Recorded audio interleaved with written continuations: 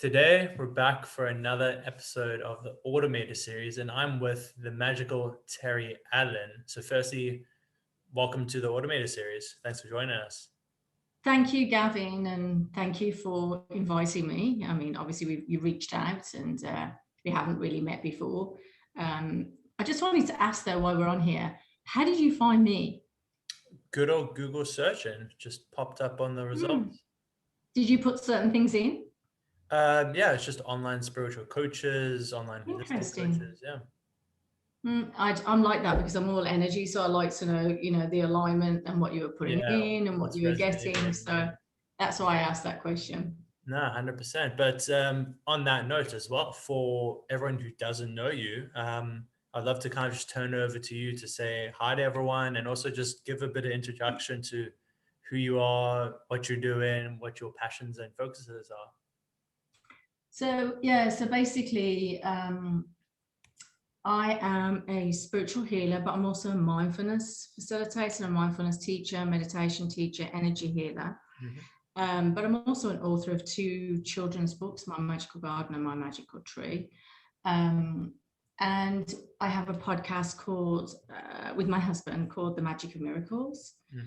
And which was started this year, which is sharing people's magical moments or divine moments. And I also work with a lot of mental health, like with trauma, but from a whole holistic, intuitive perspective. So I combine all my tools that I've learned along the way over the years and sort of made my own tailor-made sessions for children, teenagers, adults. But helping them to be able to cleanse and move forward with ease. A lot of people can't move forward because what's trapped within inside of their spiritual home, let's say your garden, if you've got weeds in there and the trauma's in there, it's very difficult for you to move forward easily unless they're addressed, and they'll just keep coming up. So I do work on that level as well. Yeah, as opposed to kind of when we just like push stuff down, and it builds, and then we have like those potential kind of like eruptions of like emotion, and we like, where's this coming from? But it's just all that stuff we've been pushing down over and over and never really dealt with. I agree with you, and I think that things come up for people at all ages, and some of us are aware of it, some of us aren't. But I think at some point, when it keeps coming up, that there is an underlying issue going on. You can, like you said, you can keep sweeping it or building on it as much as you like, but it will eventually, unless it's cleared, will keep surfacing its head, let's just say. And so that's why it's good to get children when they're young, whatever emotional issues that we go through, to address them and clear them quickly, and to give them tools, emotional tools, mindfulness tools, in order for them to, navigate through life for when anything occurs, which the mainstream school system doesn't teach.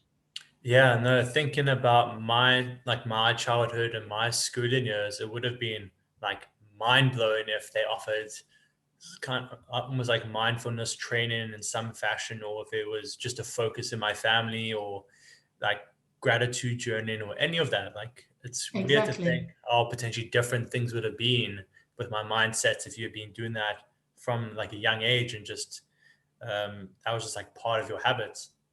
Well, that's what I was doing in Dubai and in the USA, was going around with my mindfulness children's books, the emotional well-being books for children. So I'll be in all the schools with all the children, and doing the teachers and the parents.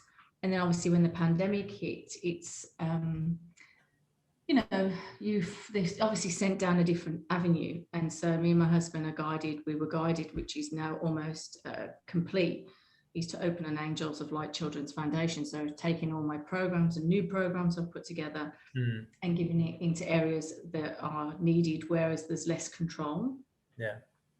When you go into a system, as you know, any system, there's so many protocols that you have to follow that sometimes it just doesn't fully get the base of what you're trying to teach in there. it's more focused on, let's rush to the next class, let's get these grades, let's do this, let's do that.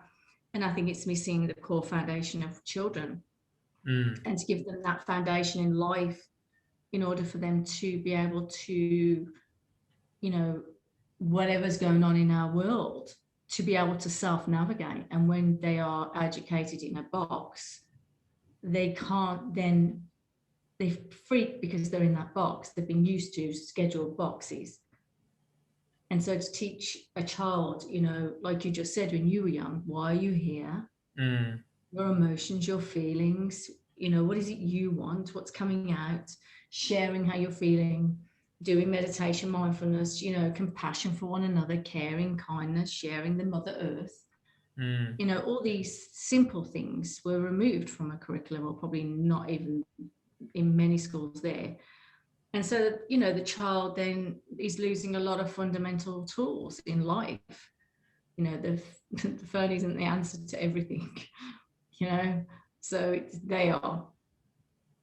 Yeah, you mentioned, the whole schooling thing, it's like, I don't know if it's just the people I'm around these days, or it's kind of the times, or just kind of what you get shown on YouTube and everything.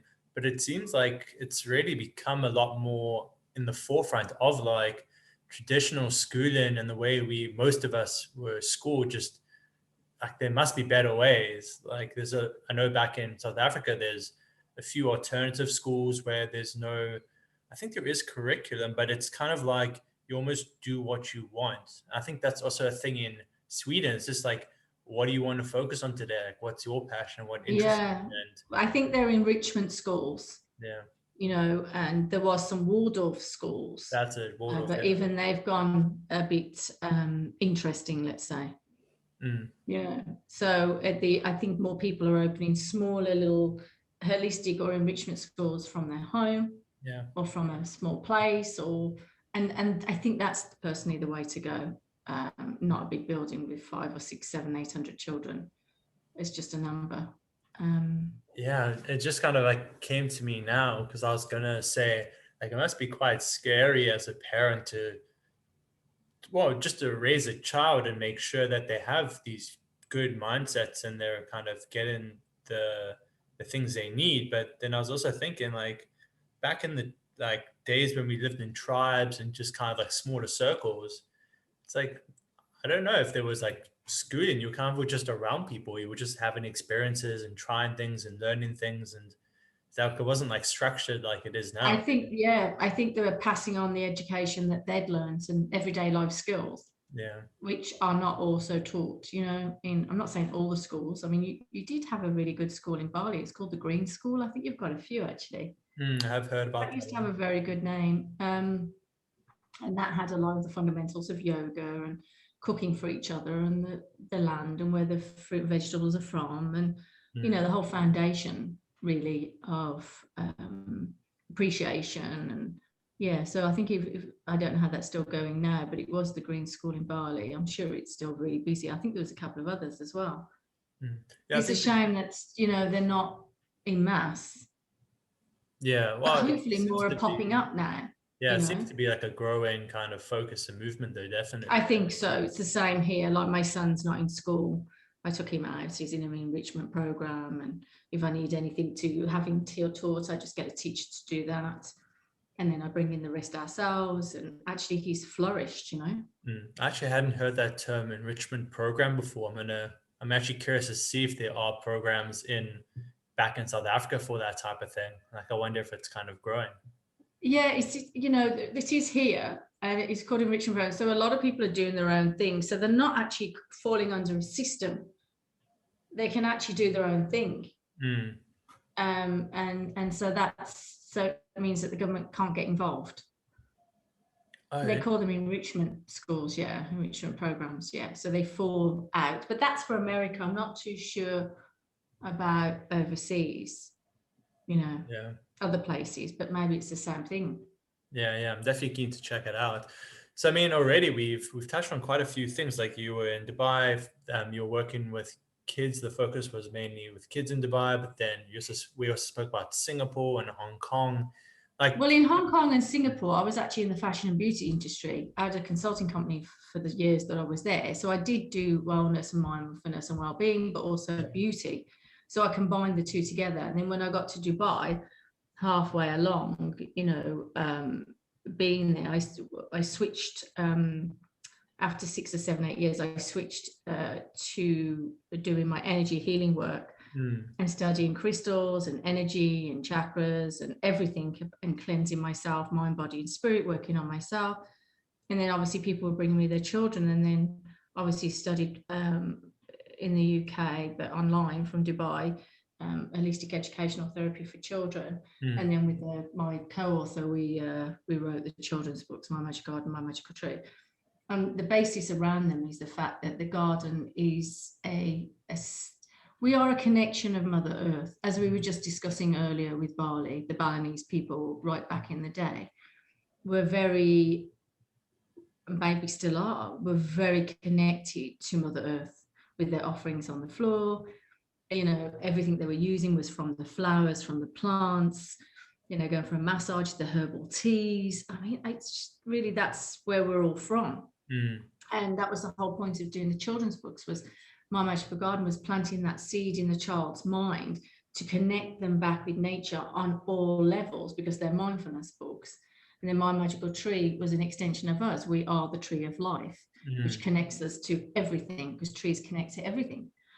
And without them, we don't exist. So that was the whole point of doing the children's books, was to enable children to have that connection from a very young age with Mother Earth, with nature, and to not be disconnected from her, because that's when the issue, as we can see on this planet, has come in. Yeah. How did the children's books come about? Was that you saw kind of a missing gap? You saw that kind of it was missing, or did it just? Well, what happened was, I was doing a course in the UK, and so was the co-author of the books. We were doing the same course. And so I'm an art therapist and imagery, a lot of imagery and art therapy I do. And so, by the drawings the children make, you can tell where they are emotionally within themselves. It gives a lot of information. And there was a lot of flashcards, lots of different drawings. Waldorf actually used a lot of drawings as well to see where the child is emotionally. So it's been around a long time. And so it just come about to do a book where the child chooses in their mind, as they're going on each page, what tree, what flower, what animal, etc., etc., etc.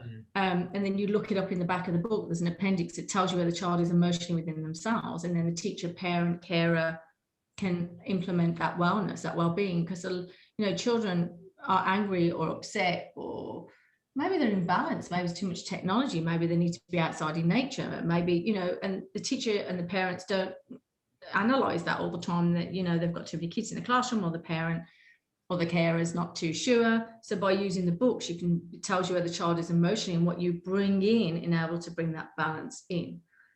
We've made everything so complicated that, we have to listen to ourselves when we're off.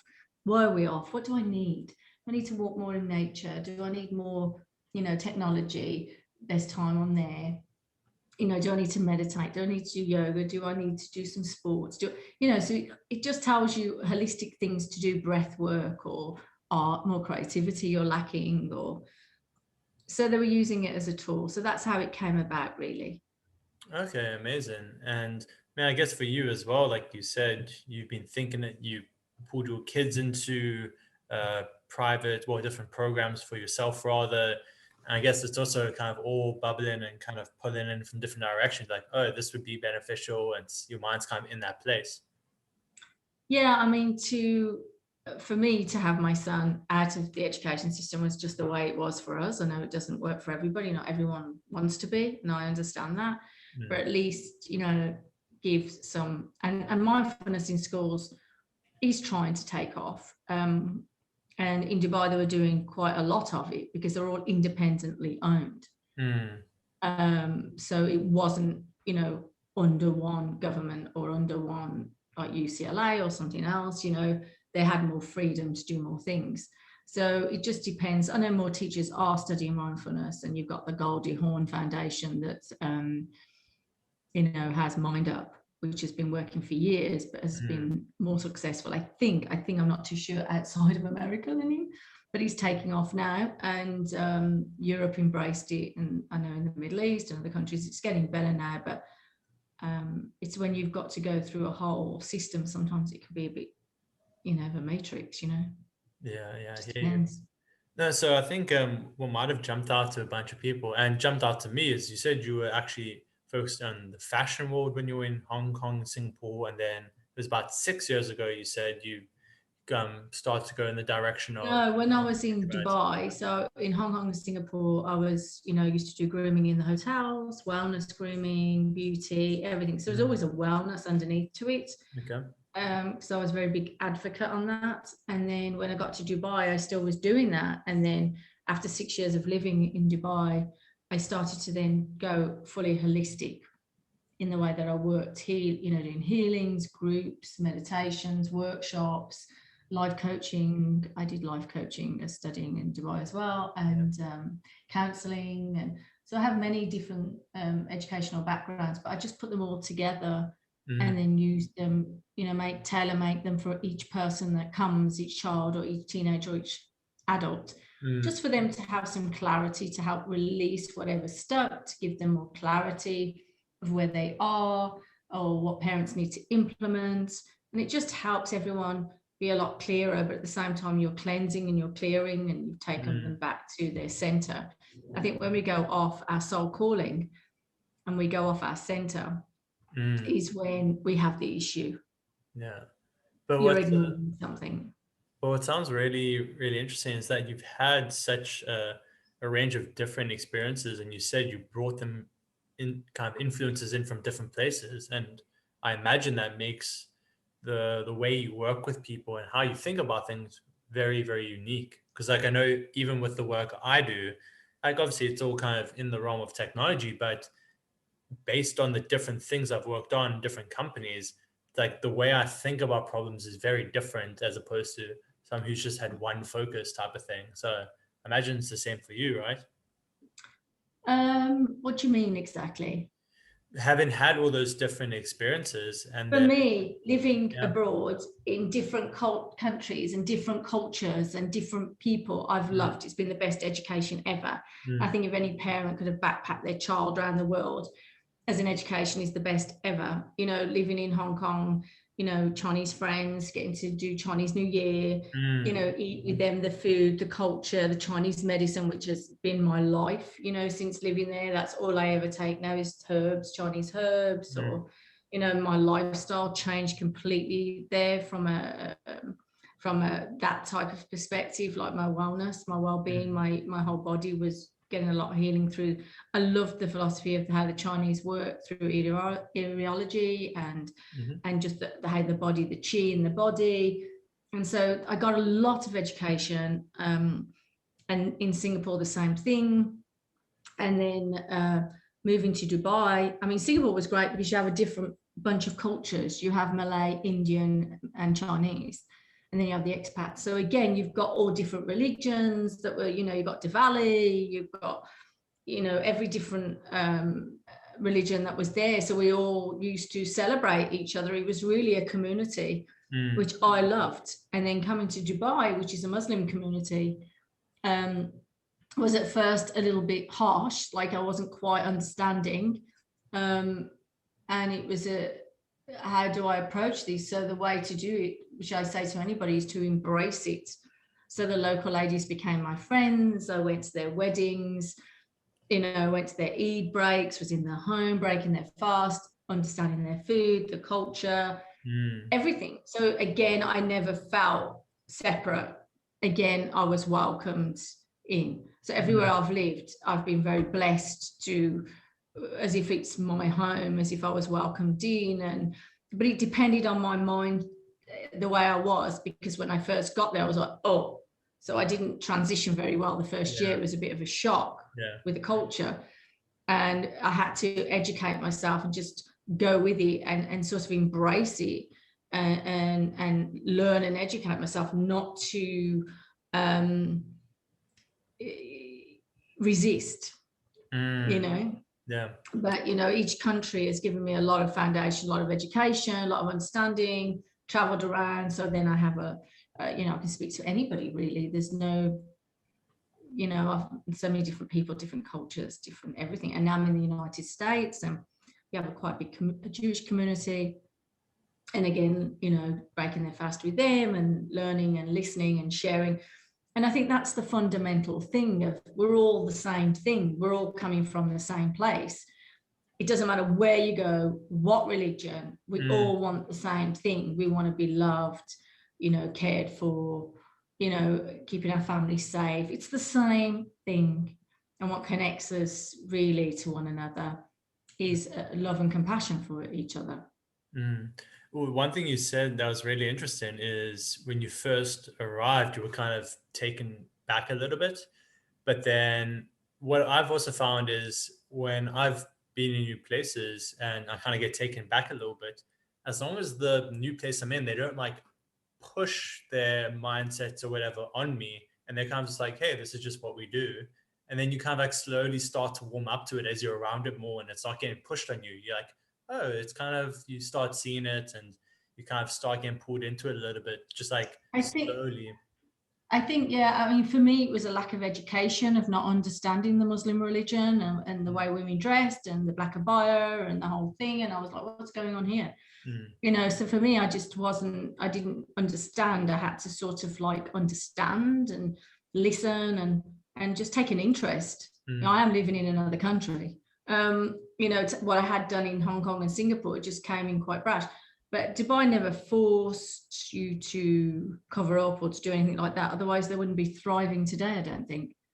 Yeah.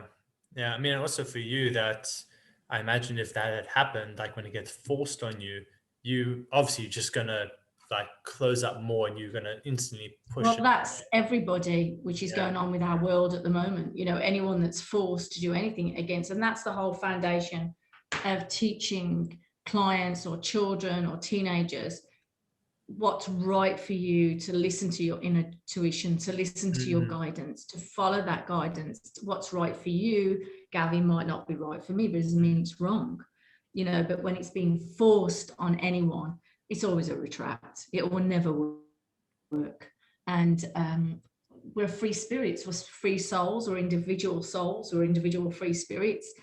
Don't try and put us all in one box. It's just never going to work, really. Yeah, absolutely. Oh, something I'm really curious about is you, after being in Dubai for a while, you decided to kind of go fully into your teachings and working with other people, focused on spirituality. Was there, like, what was the reason for that? Was it just the time? Because I didn't go with the flow, I got sick. Yeah. And I've been very healthy in Asia. So when I got there, I wasn't flowing with the energy. I wasn't embracing. Now I look back, it was like, whoa, you know, I just didn't want to be there. I really did love Asia. So I didn't go with the flow. When you don't go, and I remember an Indian guy in Singapore, I don't know how I ended up, he was in the street somewhere and he ended up reading my palm and he said, and this was before I knew I was moving. He said, you know, there's something new coming in. You must go with the flow, otherwise you're going to be sick. And I just thought, what's he talking about?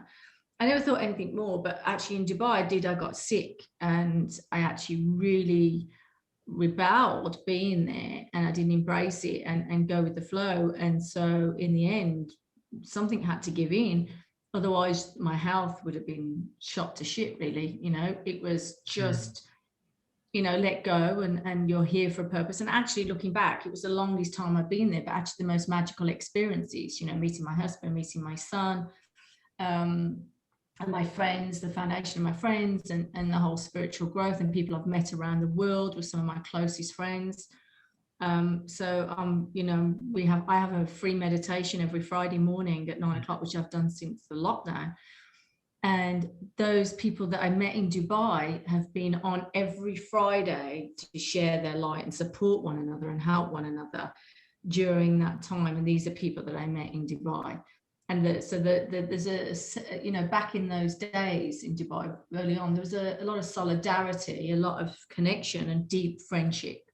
I don't know about that now. I felt it was going off a little bit near the end, but maybe the older ones moved on. I'm not too sure, but good foundation of friends, and we always used to say in Dubai, we're all orphans here because our parents aren't living there. So we all have to help each other, so it's a bit when you're an expat, I'm sure you know that. But so it was, if you're not going with the flow of life, if you're not well, if you're getting sick, you're going against something. You're not looking and listening to your body. Yeah, that's interesting that it wasn't like a conscious, well, it was kind of a conscious decision, but you just felt something wasn't in alignment, and it sounds like you were like, something needs to change, and then it was my head. Yeah. It was my head. I was still on Singapore and Asia. I loved it, so I didn't want to be there. So, and I think many people go through that when I've heard them say they left a house and they've gone somewhere else, or they've left a country and gone, you have to embrace where you're at and where you're going and go with it, because otherwise you're stuck. You're energetically stuck. And so then the stuck gets stuck with inside of the body. Yeah. And so, when I let go and move forward, it was really abundant for me. I mean, I did the best things ever when I was in Dubai, actually. Okay. Did so much. Yeah. I mean, when you kind of made that decision, well, that change kind of, where did it go from there? So you started, did you reach out to people? Well, I was in the fashion and beauty industry, so I made friends. I started doing photo shoots because living in Asia, they were at that time very more advanced in everything. Shops, restaurants, fashion, everything. Dubai hadn't quite come up then. I was still very small. I hadn't even built the Burj Al Arab or anything then. And so I started doing my own photo shoots and selling them, because I just, let's raise the bar a bit. Sorry to say that, it's an ego, and then I started working with a really good photographer, which was Tijal and his sister Tina Patney. And we used to do big events, and we used to sell the photo shoots to the magazines. And so I created my own thing, and then worked and consulted for a big company called Paris Gallery, consulted for them for 6 years and did loads of stuff in Dubai, fashion shows, everything. But then I was doing a lot of healing work in between, and meditation and studying. And then I just transitioned from one to the other, really. So it was a natural progression. Yeah, I find it really interesting that you kind of were doing, not very different, they were different from each other, but kind of multiple focuses at the same time. And then one was the main focus, the other was kind of, sounds like a bit on the side-ish, and then the one on the side-ish became the main focus, and like on and on. But I think, we're always here. That's why, for me, I like change. I like to be growing spiritually. I like to, why should we just do one thing? Who said it? Who said was to do one job, one thing? I'd be bored to death. Yeah. I've done so many different things, worked in the hotel industry, then when I was, when I worked in the hotel industry in England, in the Hyatt, that gave me a platform that when I did the grooming in the hotels, in the Middle East and Far East, I had an understanding from a hotel industry background, but brought the wellness and the grooming and everything into it. And I worked in all the 5-star hotels. So, there's always why you're meant to learn things. There were my teaching skills along the way. So, you use and pull everything out like a filing cabinet. But if you're stuck in the same thing all the time, there's no much room for spiritual growth, I don't think. Yeah, you become very stagnant when you don't get new problems or things. For me, I love to learn new things. I love to learn different cultures, new people. For me, learning is everything. It's everything. You can learn all the time.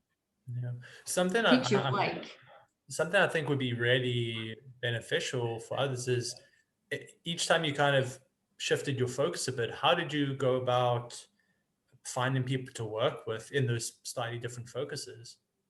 Well, the way I work has always been very spiritual. So I don't work in systematic ways. It's not how I work. So for me, I just align with what I want. So for me, I would be aligned with my training when I came to the US and did, angel therapy and then did some in Germany, and then did, lots of different training in Brazil, just lots of different types of training in the energy field, and a lot of work on myself, spiritual work on myself. And And basically for me, it was like, then when I want to do something, I always call upon the universe. So for me, I always, I connect to the divine, whoever that is for everybody else, whether it's God, whether it's oneness, whether it's Mother Earth. And that's how I align with everything. Like when the pandemic hit and I wasn't in the schools, or we wasn't doing as much as we were doing, because we were all a bit in shock. But, from that whole pandemic actually birthed us, me and my husband, in something new. And but to pray and ask for guidance on what's being called of me. That's how I work. What is being called of me? What is my soul here to do? Where would you like me now? And then it just aligns me, like with my clients in Dubai. If you're, Dubai, you have to be good at what you're doing because it's too small. And so I had lots of clients, I was very abundant there, lots of workshops in hotels and energy work in hotels and grooming. So for me, I had a good name, but I worked at it, I always worked at, I think what you give out is what you get back.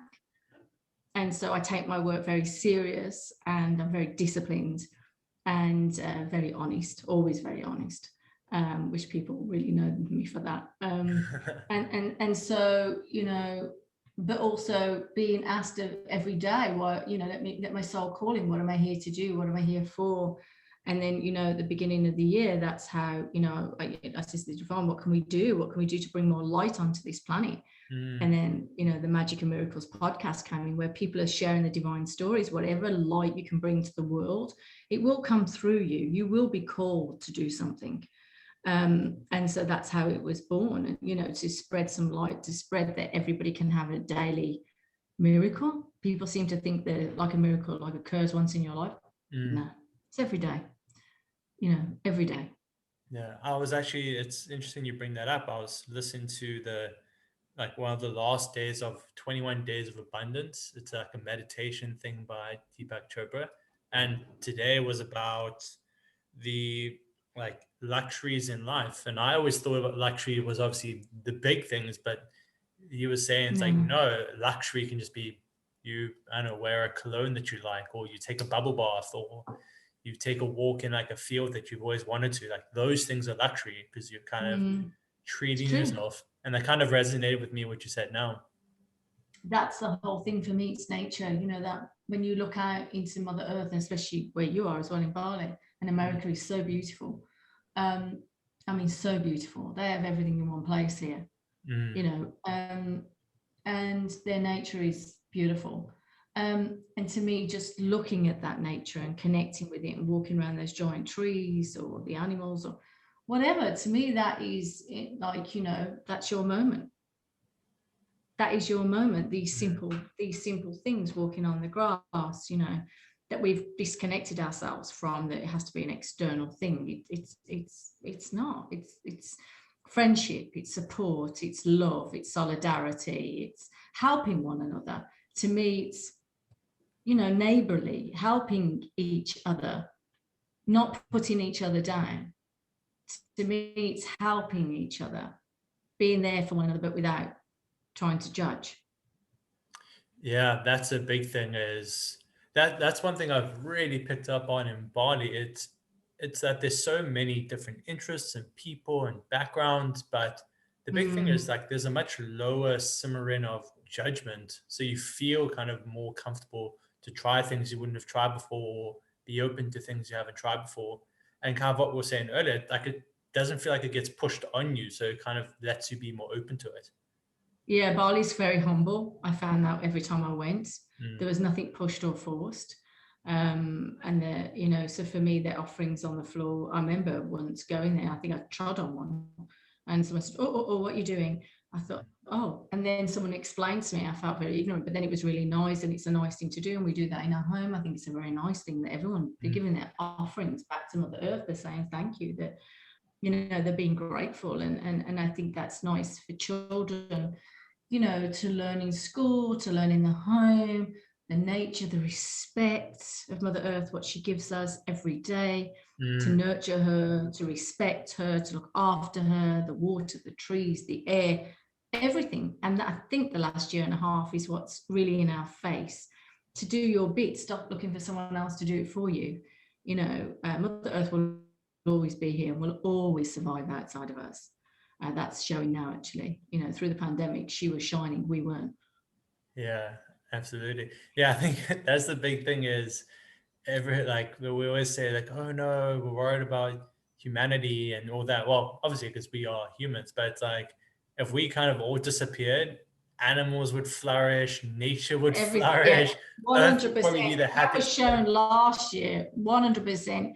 You know, for us, I wish people would just focus on themselves. Everybody on yourself and do the best that you can do every day. Yeah. You know, and try and give your best light, your best energy, and do your best, because we, you know, yes, we all judge and we've all judged and etc. But I think that's it programmed in from a very young age.